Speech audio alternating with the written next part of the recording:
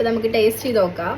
നമ്മളൊരു ഫിഷ് ഇതെടുത്തിട്ട് നമ്മൾ ഈ മുളക് കറിയിലൊക്കെ കണ്ട് വെച്ച് സൂപ്പർ.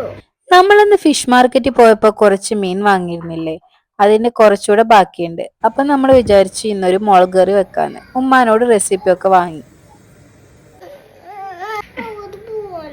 എവിടെ പോവാന്? ചെറുള്ളി, തക്കാളി, പച്ചമുളക്, വെളുത്തുള്ളി പൊടികളും ചേർത്ത് നമ്മൾ ഗ്യാസിന്മേൽ തിളക്കാൻ വെക്കുക. ഫ്രൈ ചെയ്യാൻ ഫിഷ് ഇവിടെ മസാല പുരട്ടി വെച്ചിട്ടുണ്ട്.